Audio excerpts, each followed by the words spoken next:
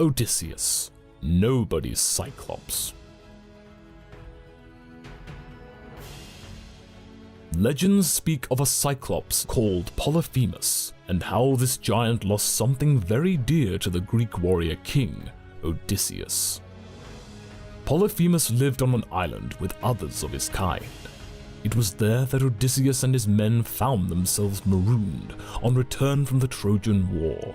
They came upon a cave stocked with food, but it was a ruse. Polyphemus trapped them.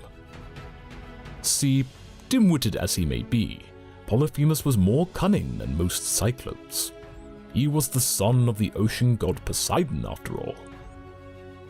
Legends say that the Cyclops devoured many of Odysseus's men, so he hatched an escape plan. One night, Odysseus set about befriending the giant and plied Polyphemus with strong wine. The merry Cyclops asked Odysseus his name. He replied, "Nobody." The giant soon fell into a drunken stupor, but Odysseus was not finished with his one-eyed captor just yet. He had crafted a wooden stake, and with both hands, Odysseus drove it down through the giant's eye. Polyphemus awoke screaming in pain, yelling, "Nobody hurt me!"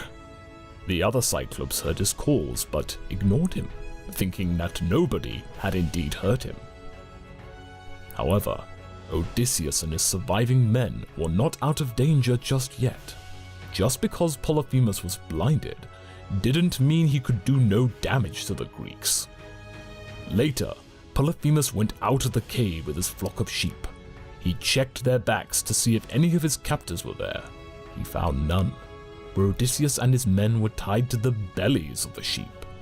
Having now escaped, the Greeks continued their journey. But their victory came at a cost. Poseidon cursed Odysseus' voyage for his actions against his son that day, setting him and his men adrift and unable to return home for years. Though they were not the only ones to feel the vengeance of the ocean god, there was another, and that is perhaps one of the most famous Greek myths of all.